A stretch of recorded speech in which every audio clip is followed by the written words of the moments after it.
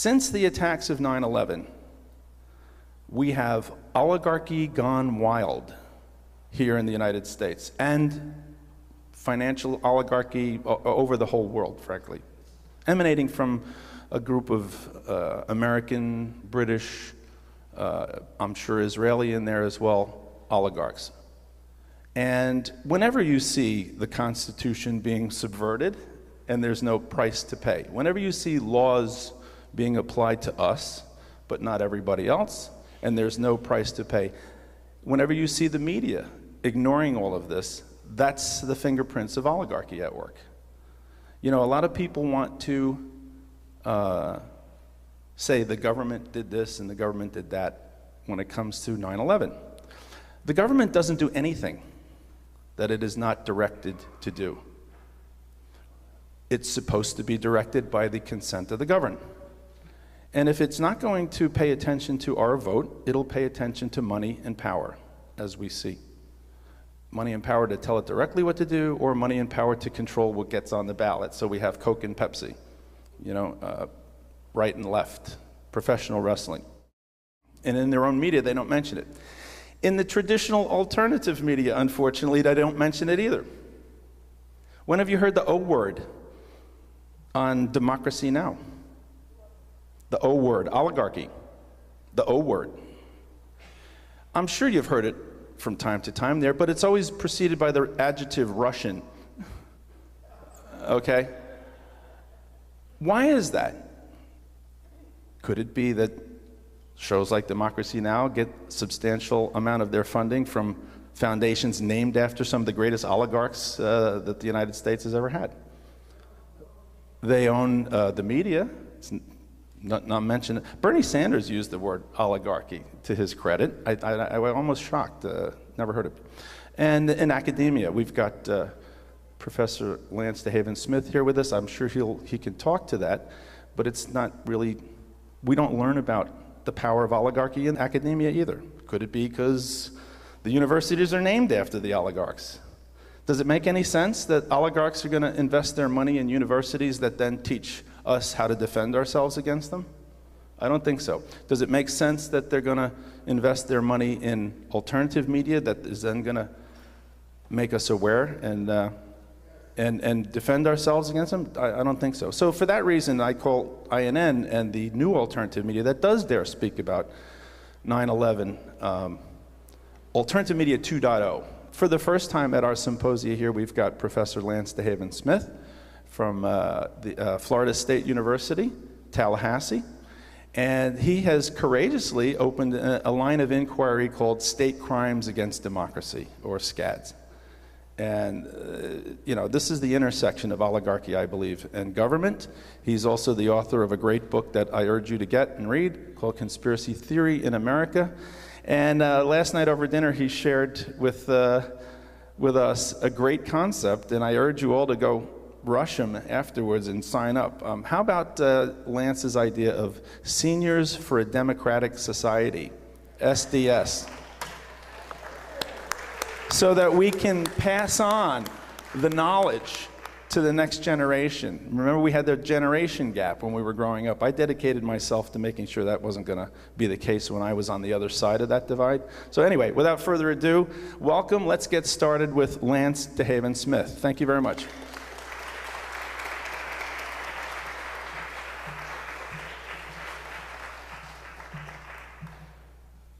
Oh, it's a pleasure to be here and an honor, and to see people. I've read all your books and watched you on TV, and but to see you in person is really nice. I'm going to get right into it. I've got a good deal of material to cover. I came up with this concept, state crimes against democracy, by looking at a list of the known scandals, tragedies, assassinations, defense failures. I just did a big list, and I extrapolated from that what they were. And so I came up with this term, state crimes against democracy. SCAD's not another name for conspiracy theory. Conspiracy theory is just a theory that hasn't been accepted by the elites. They haven't approved it. Otherwise, it's okay. The conspiracy theory label is a put down. I mean, everybody knows this. I don't have to belabor it. But it stops communication. But scads are the type of crime that the conspiracy theory concept, put down, epithet, is designed to keep us from talking about. And so we need to focus on the object of inquiry and not get sidetracked by this conspiracy theory meme. I'm not doing this to brag, but I wanted you to know that I've published a number of articles in academic journals, peer-reviewed. The first one where I introduced this concept of scads was in 2006. In 2010, the American Behavioral Scientists, which is a big international journal and gets a big readership around the world, did a symposium on the concept and had a series of articles written by various academics. I wrote an article comparing the Iraq War and the hijacking of American government by the Bush administration to what Hitler had done.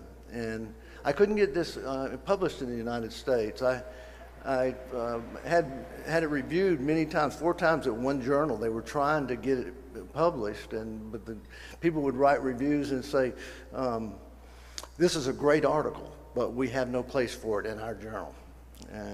But it was published by Contemporary Politics. You should know that the Nuremberg war crimes trials that were held in Nuremberg after World War II, the first charge in the indictment was conspiracy to take control of the government and commit aggressive war. I'm sorry my hand is shaking. I have Parkinson's disease, and don't worry about me. You know, when I punch the internet, it's pretty random sometimes, and I think the NSA is going crazy. You know, what is this guy doing? He's all over the place. And then there was a symposium published in the journal Public Integrity, which is the chief ethics journal for the whole field of public administration in the United States. So that was a pretty big breakthrough. And then my book on conspiracy theory in America came out in 2013 in hard copy, and then they put it out in paperback. You can get it on Amazon. It's pretty reasonably priced. So I've compiled a good bit of work on this. What I want to talk to you about, why is the government afraid of publishing the 28 pages? Why is it so nervous about this? Because people already know what it says, at least to some degree. So why wouldn't they put it out? I want to talk to you about the conspiracy theory conspiracy. The conspiracy concept came from the CIA. They conspired to plant it as a meme that would discourage criticism of the Warren Commission report. I want to talk briefly about the cognitive effects of this conspiracy theory language. I know it's uncomfortable to feel like you've been literally brainwashed by a term, but that is basically what has happened. Then I'll look at some patterns of state crimes against democracy, just a few. I can't go through all of them, and then conclude with this concept of cognitive infiltration that comes from Cass Sunstein. And what they're wanting to do is attack conspiracy theory networks and internet sites. The political class is willing to sacrifice individual members of its group to avoid raising questions about the class itself. When Nixon sabotaged the peace talks in South Vietnam and North Vietnam and the United States in 1968, he was afraid that if there was peace made, the Democrats would win, Hubert Humphrey would win. So he sabotaged and told us the South Vietnamese to withdraw from the talks. And now the reason we know this is because we have a taped telephone conversation between Lyndon Johnson and Everett Dirksen. Dirksen was a Republican Senate leader. And Lyndon Johnson had found out about Nixon's schemes, because he had placed a wiretap on Nixon's plane. This is, welcome to, people don't realize it, but this is a normal behavior in these circles. And Johnson said, this is treason. You've got to make him stop. But I'm not going to say anything to the American people because it would destroy their faith in the government. And, so you have this, crook gets elected president because Johnson wouldn't expose him. George Wallace, when he was shot in 1972, thought it was Nixon, was very sure of it, and went to the FBI and complained, said, how could this guy get a gun and follow me and stay in expensive hotels and all that? So he had to have help. But he never spoke publicly about this. He only spoke to the FBI. He never made it public. Robert Kennedy thought that his brother had been killed by political insiders on right-wing hardliners, but he never said that. He said just before he was himself assassinated that if he was elected, he would do another investigation. So he hinted at it, but he never came out and said it outright. So what's the insecurity about? Well, there's a whole lot to hide. Since World War II, there have been just an incredible number of tragedies, defense failures, assassinations. We know some of the inside story through Watergate and Iran-Contra, but there's a lot to cover up. And I think, one disclosure, I say it could bring down the whole house of cards. It's like when your parents finally admitted that Santa Claus was not real. And the next thing you go, well, now you're telling me the Tooth Fairy and the Easter Bunny are not real? That's the situation. If you let go of the Kennedy assassination, for example, it would raise all kinds of questions about other assassinations and other suspicious events. Last year or 2 years ago, John Kerry said he had doubts about the Warren Commission report, and I don't know whether you remember that, but it was published widely. It's considered a shocking statement. And he was interviewed on NBC News, and Tom Brokaw asked him, where you come down on these conspiracy theories? And it was, they just ridiculed him, and he said no more about it. Look at the picture they used, it's like, I don't know what I'm doing. But the fact is, anybody who doesn't have doubts about the Warren Commission report is a complete moron. All right? I mean, it's just, there was something obviously fishy. I mean, the president gets hit by an old carbine with a misaligned scope. This patsy is arrested immediately, and he says publicly he's a patsy. He is interrogated for 2 days, and nobody takes notes or makes a recording of it. Then he is killed while in police headquarters under police custody. So if you don't think that's fishy, you're just crazy. But that's what it's come to in America, okay? I don't think it's the regular people that are like this. I think it's the media and the political class. That's where you cannot say these things. I can talk about it at home, no big deal, nobody cares. I can talk to my brother-in-law or whatever. But if you say it on the news, it's like Kerry did, just that one hint. It's like, oh my goodness, we can't say that. I think that the 28 pages is pretty obvious. They say it's the Saudi government apparently funded 9/11 or had some role in funding it. All the alleged hijackers were Saudis. After 9/11, remember they whisked these people out of the country. When planes were not allowed to fly, they went and picked up all the Saudis and flew them out of the country. So when this comes out that the Saudi government may have been behind it, then somebody's going to obviously say, well, what the heck were we doing flying these people out of the country immediately when we knew these things? The Bush family has business ties with the Saudis and meet with them regularly. I think this is, keeping these facts secret is treason. We have in the Constitution of the United States, it says you must commit basically an overt act giving aid and comfort to the enemy. And certainly, if the Saudis did this, they had committed an act of war, and we were never told about it. And we went after the wrong people. I mean, that's the other thing, you know. So they don't want to release this because it is a really damning information, even though we already know pretty much about it. The problem with conspiracy theory, the label, is just, it's nonsensical. You have conspiracies that happen, we know that. So why would you define them as impossible, you know, just by definition? People forget that the United States was founded on a conspiracy theory. If you read the Declaration of Independence, you will see that after you get past the inalienable rights stuff, they say King George is plotting to put us under tyranny. And they give a list of things that he has done, like tax us without representation, quartering troops in our homes, and so on. So it's un-American to not be suspicious of your leaders. That's what the country was founded on. That's the checks and balances.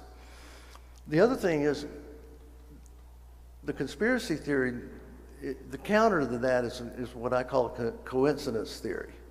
That's all the government comes up with, coincidence theories. And they're not better validated than many of the so-called conspiracy theories.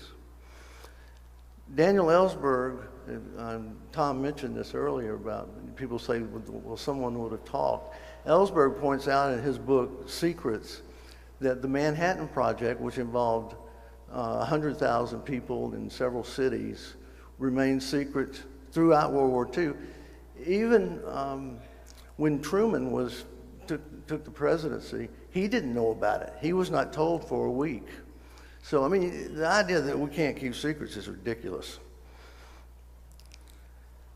The conspiracy theory concept came out of a CIA propaganda program responding to the Warren Commission. And there was a memo sent globally and perhaps in the United States itself that said, go to your sources in the media and tell them if somebody has raising doubts about the Warren Commission, that they've got a conspiracy theory and there's no evidence of a conspiracy. All they're doing is trying to, you know, make money or get fame or whatever. It became a catch-all label. And they also said it was tied to communists. Of course, that was the boogeyman back then. And then it was applied to Martin Luther King, Bobby Kennedy, and George Wallace, and it became just a standard term now. This is from an article in Symbolic Interaction that just shows the headlines, the number of stories that the term conspiracy theory turns up in. And you see there's nothing until 1968, and then it just takes off. And what that's telling you is that term did not enter the lexicon of American political discourse until the propaganda campaign of the CIA had churned it up. What are the effects of this? If you look at how we see elite crimes, assassinations, defense failures, and things like that, we view them individually, in isolation, not collectively, not comparatively. Think about the Kennedy assassinations. Nobody says Kennedy assassinations. They say Kennedy assassination for John Kennedy, and if they want to refer to the other Kennedy assassination, it's Robert Kennedy assassination. So even when you got the two brothers who closely connected, killed virtually in the same way while campaigning for president, we still don't look at them as similar or even the same type of crime. The Watergate burglary, you know, it's insane that they called it burglary, but that was a term that the public relations people in the White House came out and said it was a third-rate burglary. But it was far more than that. They had stalked Daniel Ellsberg. They may have killed some people in New York. I'm talking about the plumbers. And, you know, when they were caught, they were going back in. You know, you understand that they had bugged the Democratic National Party headquarters about a month earlier, and one of the bugs quit working. So they had to go back in, and that's when they get caught. Now, you know, again, if that's not enough to make you think that something's going on with the Nixon administration, you know, you're just not thinking. The 2000 election and 2004 were almost exactly the same deal. They hung on a particular state. There were anomalies in the tabulation of the ballots. The results differed from the exit polls dramatically. You know, they told us in Florida in 2000 that Gore had won by 3%. And then you get these results back that don't look like that. 9/11 and the anthrax letter attacks. We should say 9/11 anthrax because they were so closely connected. But we instead just talk about 9/11 and in the mainstream, people have quit discussing it. Barbara's going to talk about this. I'm really looking forward to hearing her. I call this incident-specific myopia. This is what scientists do. We invent terms, and so you can name it, you can label it. I want you to know that this is the opposite of the way we normally treat crimes.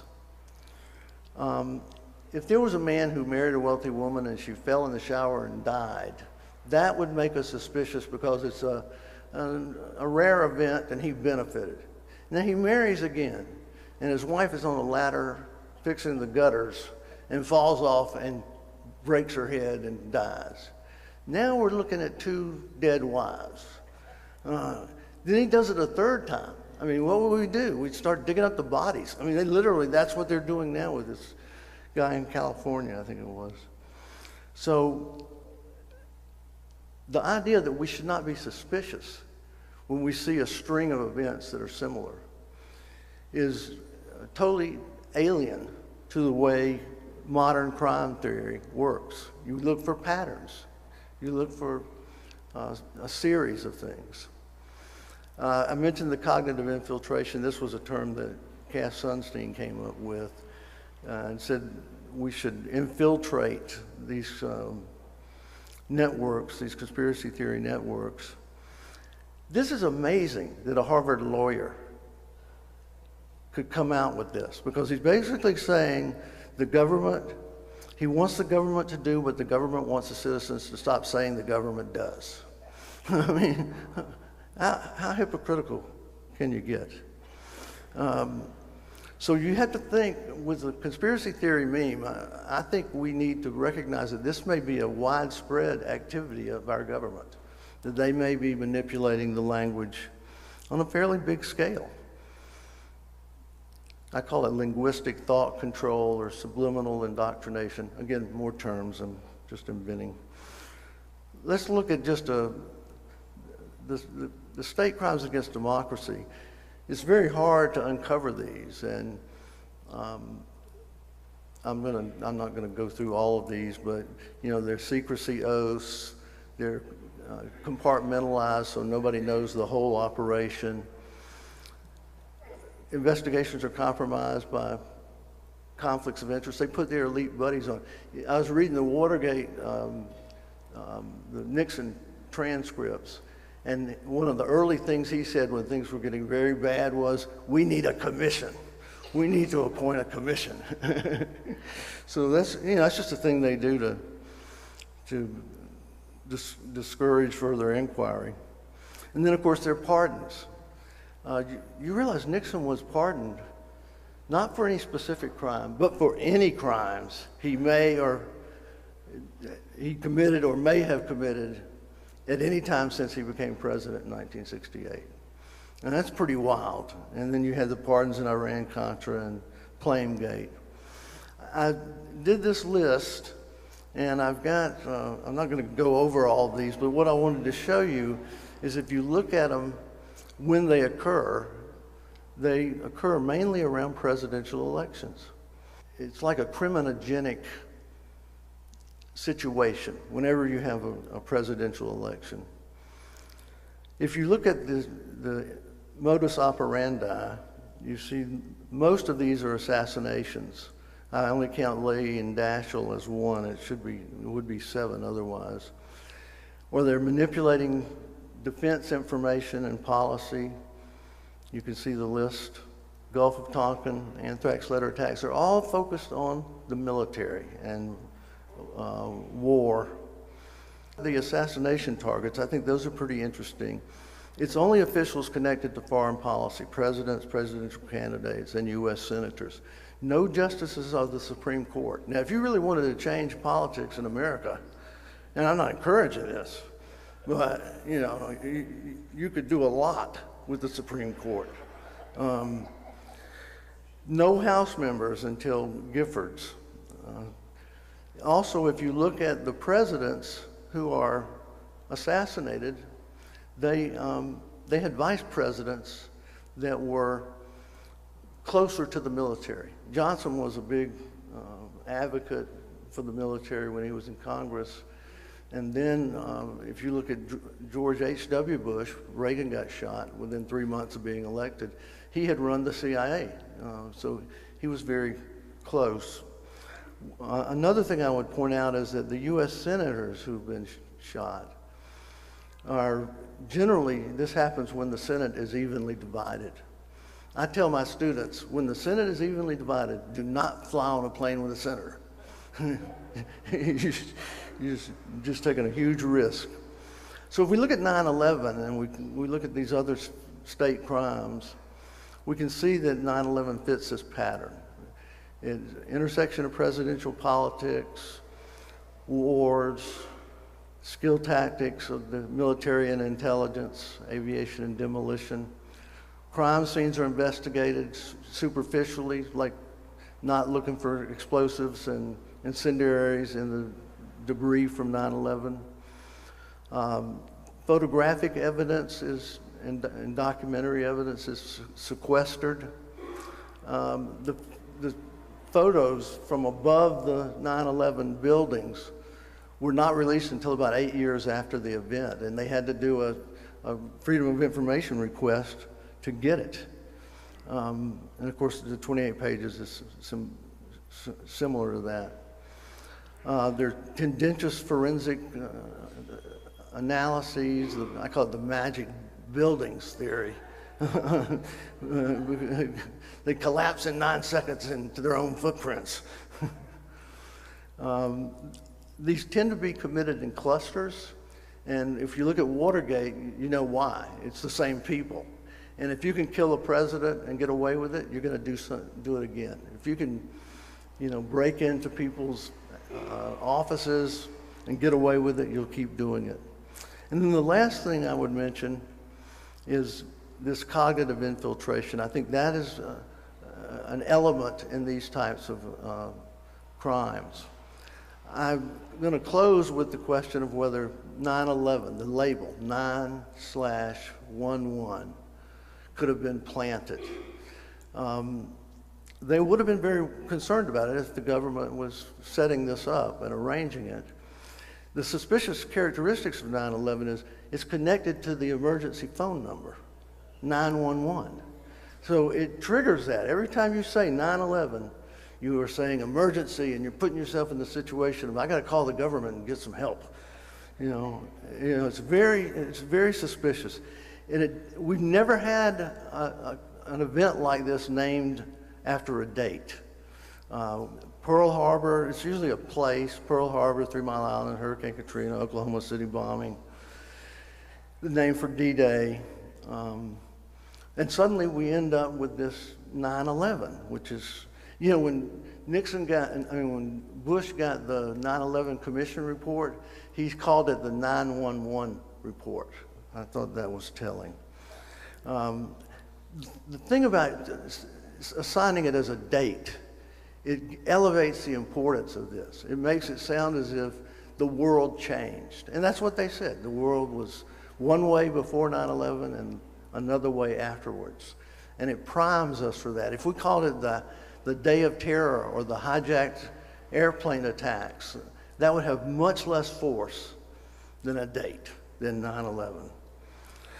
I would point out in my last slide where this term was first used. It was used by Bill Keller in the New York Times on September the 12th. And notice he says America's emergency line. He's linking it to the emergency number. Bill Keller, by the way, was the bureau chief in Moscow when the Soviet Union collapsed. He was the editor of the New York Times who withheld the information prior to the 2004 election that Bush had been carrying out warrantless wiretaps. So this guy, I'd like to know where he came up with this. This is really sharp for him to catch this so quickly. Aptly dated. So in conclusion, I think we need to investigate these events like ordinary crimes. Don't appoint commissions. Just give me some good cops. Study these crimes collectively and comparatively to identify patterns. Include a legal context. We've got to start talking about arresting people and trying them.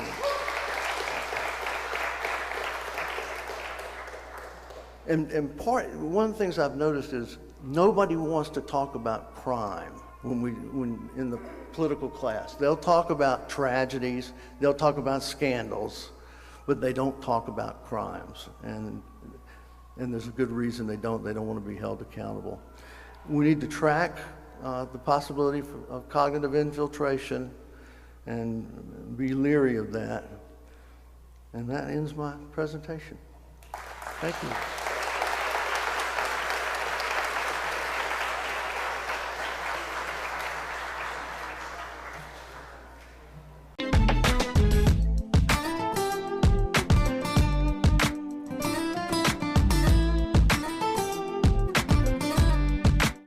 Tell me about your line of inquiry around 9/11 issues. Well, I really came to this subject because of the 2000 election. I teach at Florida State University, which is in Tallahassee, the capital of Florida, and I saw a lot of laws broken. I mean, literally, and I'm an expert on Florida government and politics, and I knew the law, and I saw people just disobeying it. And I thought, well, you know, eventually they'll investigate this. Something will come, you know, they'll go clean this up. And so I kept waiting for an investigation. And of course, Jeb Bush was the governor. He wasn't going to investigate it. But the U.S. Civil Rights Commission came in and they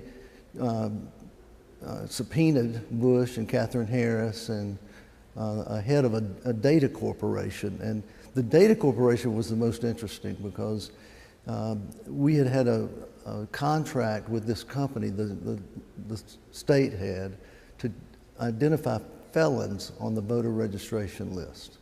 And this contract was executed, first time we've had a private contractor do that, and there was some hanky-panky about the issuing of the contract.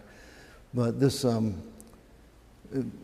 during the testimony, this vice president of this company said that he went to Katherine Harris and he told her, well, the criteria you're using is too loose. Like they would say, you know, if we'd take Joe Smith, Joseph Smith, Smith Joseph, Joe Smith, you know, and he said, you've got to tighten it up. So you've got multiple matches with race and ethnicity and name, and so you know you've got the right people. And Harris said, no, we don't want to do that. We wanted this to be loose, and we're going to, you know, get a complete list, and some of them will be wrong, but we'll clarify it at the local level. Well, there was never time at the local level to clarify it. And so when the election occurred, it was a disaster, just a fiasco. People are told you're not on the voter list, you know, and they'd complain, why not? And then you'd have this, you know, long delay and long lines. Well, you know, he came and testified, and he was asked, he had submitted an initial bid to Katherine Harris and had not gotten the contract, but then they rebid it, and he bid 5 times more. He asked for 5 times more money than he had asked the first time, and he got it. And they asked him under oath, who told you about doing this? And he said, a little bird.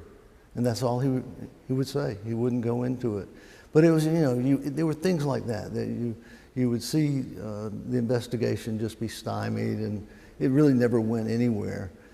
So I wrote a book on the 2000 election, and I actually listed the crimes that had been committed and some of the people who had done it, and it was published by the University of Florida Press. So it was an academic book, and it was peer-reviewed. It didn't get a lot of attention because, basically what I said was if they had counted all the votes, Gore would have won. People don't realize that. There's a lot of confusion about it, but most of the ballot errors were people that were filling in a circle for a candidate and then writing that candidate's name in a line at the bottom of the ballot. And a lot of times it was Gore, and they'd write in Gore. They just wanted to be sure you knew who they were voting for. Well, the machines kicked that out, and we didn't know that during the recount, but later the ballots were counted by the National Opinion Research Center at the University of Chicago, and they determined that 2/3 of the uncounted ballots were these write-in overvotes. And so, but it was very, very frustrating because at the time people were saying, get over it, move on. So anyway, I saw that. Then I saw the 2004 election in Ohio end up basically the same way it did in Florida. You had one state that it came down to, there was a Republican head of the election process. There were anomalies in the voter tabulation. There were inadequate machines placed in the Democratic precincts and all that. So and I have to say, a few people in Congress did say something about it. They actually protested the election, but it was, it never got anywhere. But what I started thinking was, this seems to be the same kind of crime, twice in a row. And then one day, I don't know what possessed me to do it, but I made a list of all the suspicious events and known crimes. So like the Gulf of Tonkin and the Kennedy assassination, Robert Kennedy, Martin Luther King, Iran-Contra, Watergate, the attacks on Daniel Ellsberg. I had about 20 of these. And when I looked at them, I just realized that we had never really thought of these collectively as something that a single group or several groups might repeatedly carry out. And I'm kind of embarrassed about not having thought of it. I was a young man. I just gotten back from the military when Richard Nixon was reelected in 1972. And Watergate, I watched it very carefully, the hearings, and I was a political science major at the University of Georgia. But I still thought of that as a one-time thing. I thought of it as like, well, Nixon, well, he's a crook, and it wouldn't be, other presidents wouldn't do that.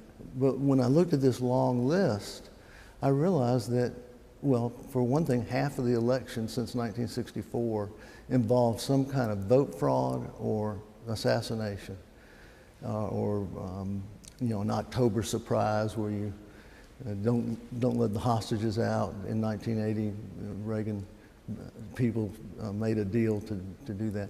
But anyway, that's what I got into, and I defined this as a state crime against democracy. I said, what these things are the political elites, what used to be called high crime.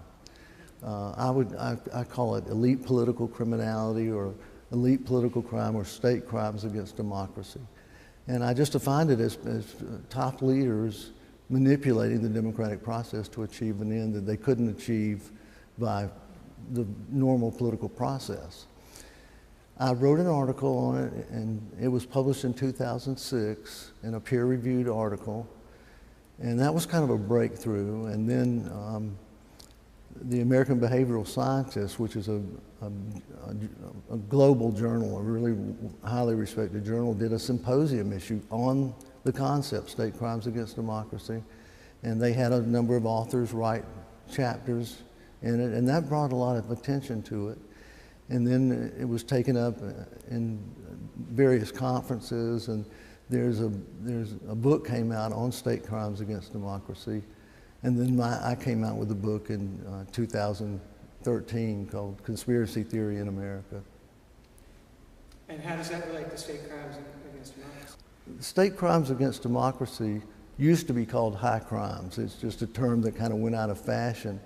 But a state crime against democracy is a conspiracy or plot by the upper echelon of the political system to manipulate the democratic process and achieve goals that it couldn't achieve through normal procedures. And so how has your coining this term kind of been interfaced, or how do you want to call it, but, you know, kind of gotten involved with the 9/11 truth, and why are you here?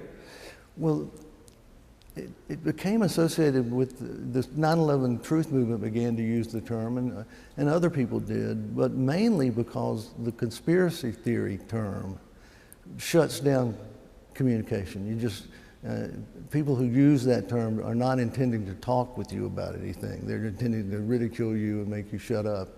And certainly that was the way that the 9/11 truth movement was dealt with.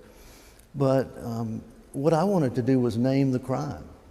And because what conspiracy theory, the term does, is it stops you from talking about this particular type of crime. It basically says you can't be suspicious of your political leaders at the top. And 9/11, you know, if you're not suspicious about 9/11, and that's another thing that strikes me about these events, is I think they're very obvious. And the amazing thing is that people don't see them. And so 9/11 is a very good example. As we learned more about, you know, initially the president, or Condoleezza Rice, said we could have never imagined planes flying into buildings. Then we find out, we've had war games and stuff, and when they were at the G20 conference over in Italy, they had missiles they had to stay on a boat because they were afraid a plane would be flown into a building. And so, you know, just the official account of 9/11 really began to kind of deteriorate pretty rapidly. Another thing that happened was the anthrax letter attacks, and then we found out that they were from a strain of anthrax developed by the U.S. Army. We should have assumed then that if the anthrax letter attacks was an inside job, then 9/11 was possibly the same thing. Can you just make a brief, concise graph, you know, verbal graph of the CIA and coining the term, yes, and passing it out? I mean, how did that happen for you? When the Warren Commission report came out in 1964, it was initially met and received well, but then people began to look at it more carefully, and it doesn't take a very close reading to see that there are many contradictions in it. So people began to doubt the official account of the Kennedy assassination. And the CIA actually wrote a memo to all of their station people all over the world and told them to go talk to your media assets and tell them if they hear somebody criticizing the Warren Commission report, say that they're a conspiracy theorist and say there's no evidence for a conspiracy and these people are just trying to get attention and they're probably under the sway of communists and things like that. So they wanted to create this term to discredit critics of the Warren Commission. And it gradually, once it was planted, it was applied when people had suspicions about the assassination of Bobby Kennedy and Martin Luther King and George Wallace and the attempt on Reagan. So now it's just widely used all over the place. It's kind of amazing. But it didn't exist in American political lexicon prior to 1967, 68. Okay, terrific. What's your take on the 28 pages issue? What do you think? Do you think this is something people should pay attention to? They should pay attention to the 28 pages. What's striking about it is we know there's something in it that's very important. And there's great resistance to publishing it, even though the people who oppose publishing it say, yes, it has very important information in it, but we just can't share it. And this is a typical thing in these kinds of events, is a cover-up and a sequestering of photos and documents. This happened with the Kennedy assassination, with the Bobby Kennedy and many others, Iran-Contra. We didn't know that George H.W. Bush was involved in Iran-Contra until he lost his re-election bid in 1992 and confessed and gave his calendar over to the special investigators. But this is just normal business for government. When Nixon was getting into so much trouble with Watergate, one of the Nixon tapes has him saying, "We need a commission. We need to appoint a commission." But, you know, it's just their cronies, their insiders, and the people that are on these commissions would lose access and money and prestige if they were to, expose the truth. Okay. Yeah, so tell me a little bit about that next phase of what the CIA has been doing. Well, I think the CIA does this concept planting, this linguistic manipulation on a pretty wide scale. They do it through the media. The conspiracy theory concept's very clear. You can have conspiracy theories as a regular person, but if you say them on television and you're a newscaster, you are out of it. You know, you'll be ridiculed and run out of the business. So I think that if you look carefully, you can see some things that kind of stand out as peculiar things. One is the 9/11 term. Like somebody dreamed it up and then they had to plan it for that date. You know, I mean, that's what is. Yeah. Okay, so talk about 9/11 itself. The concept, the term 9/11, 9/11, is highly suspicious. We have never named an event like this with a date. I mean, Pearl Harbor, Oklahoma City bombing, Katrina, we normally name it after the place, or we might call it D-Day or VJ Day, but we don't, Kennedy was not called 11/22. It was the Kennedy assassination. But suddenly we have this term come out, and it surfaces the day after 9/11. It connects to the emergency telephone number. It reminds you, whether you're conscious of it or not, that you're saying 911. It's like a cry for help, and it also confirmed the government's reaction to 9/11, which was essentially to declare an emergency state and to say that we had to do away with civil liberties and make a lot of changes. The term 9/11 as a date elevates the importance of the event. If it were called the hijacked airplane attacks, or the anthrax letter attacks, or the Day of Terror, something like that, it would have much less power. It'd be much less influential. But with the term 9/11, you've got the world before 9/11 is one thing, and then 9/11 happens and the world changes. And so 9/11 becomes a break in history. And I think it cast a shadow over all of our discourse and thinking, and I think it was, frankly, carefully planned, and that the day of the attack was scheduled for September 11th so that you could have that term. When I think of our government today in the context of 9/11 and other events like that, I think I call it smart totalitarianism. We have a government that's very concerned about what the public thinks and wants it to support its military adventures and unquestioning faith in the leadership and goodness of America. But they don't control everything like the communists did. They don't try to run the whole society.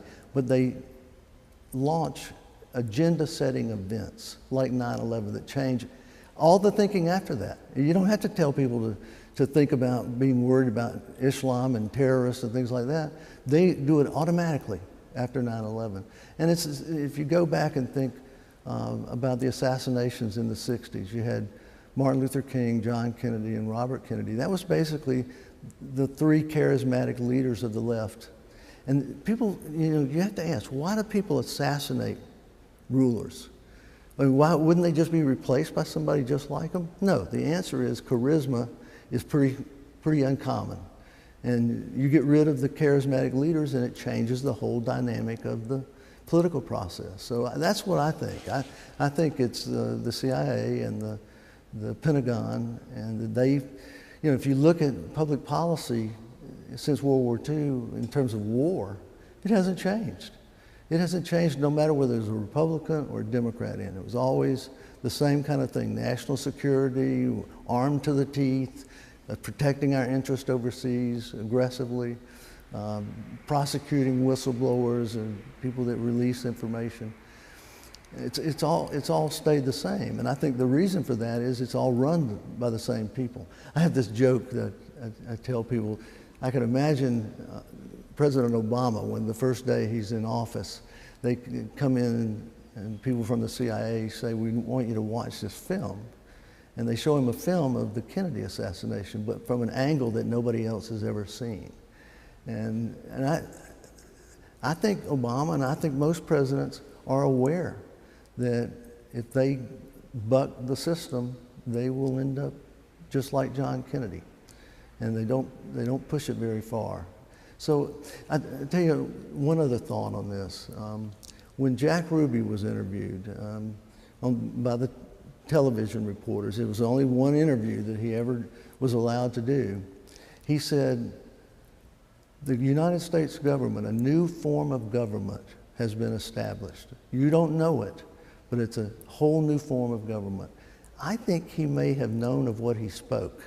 I think he was on to something. And what happened is the presidency and the normal political process really became rather unimportant when it came to war and peace and military defense. And that's controlled by, look, Eisenhower told us about this on his way out.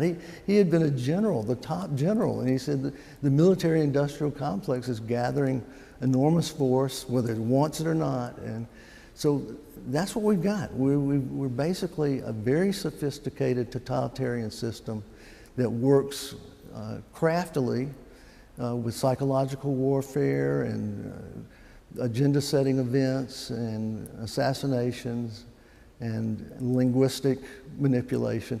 Everybody knows they use spin, but what people don't take from that is spin can be essentially weaponizing language. You can take and build words. You remember the word homelessness? We use the word homelessness now. Prior to 1985 or so, what we called a vagrant was a bum or a hobo, and we wanted to get them out of town. When you call them homeless, you start thinking of them as a victim. They've lost their home, we've got a solution, they need shelter. And so the language is terribly powerful. And if you can slip in certain words, you can shape, all kinds of thinking. And I think that's, we don't indoctrinate, we just manipulate the language.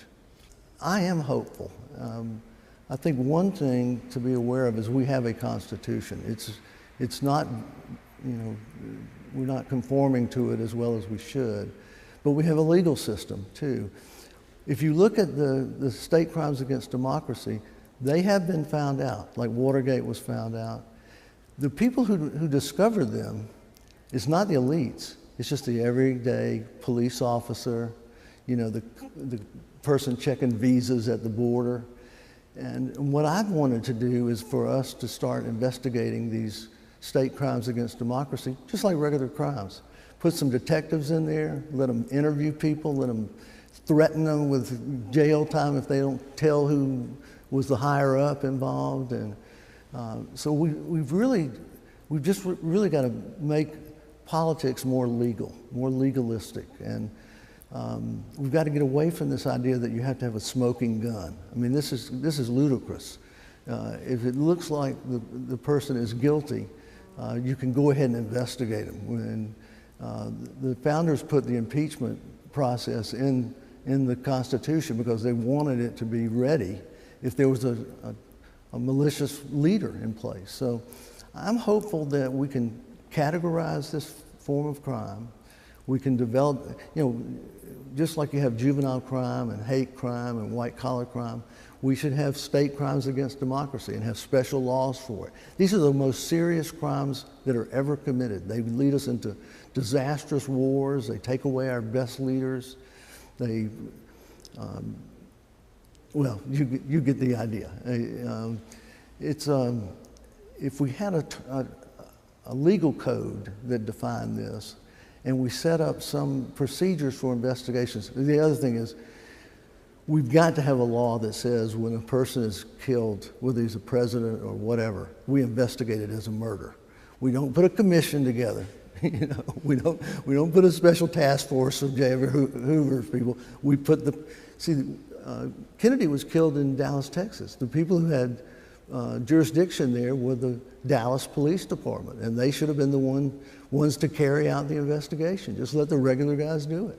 9/11 is a very good example of why we need to investigate things in a pre-programmed way. That we've got laws that say if you have a major defense failure, you do not clean up the debris in a few days and ship it over to China. You do not let the president and the vice president testify without being under oath, and you do not let obvious anomalies go uninvestigated, like the failure to stop the hijacked airplanes. How could America's air defense system not deal with that? It's really kind of, we should have at least investigated it and punished the people who were responsible. So 9/11 is a good case example of why we need rigorous standards for investigations that are not, so it's not done like amateur hour, which is really the way these things are done now. When Kennedy was shot, he was taken to Parkland Hospital. The limousine had blood all over the back. That limousine was washed while Kennedy was still in the hospital, not even pronounced dead. It was shipped back to Detroit and rebuilt in the next 2 or 3 days so that all the evidence was gone. This is the kind of thing that happens over and over. The anthrax letter attacks. There are real questions about whether we got all the information on that, and if some of it was kept from the American people. The 28 pages, classic.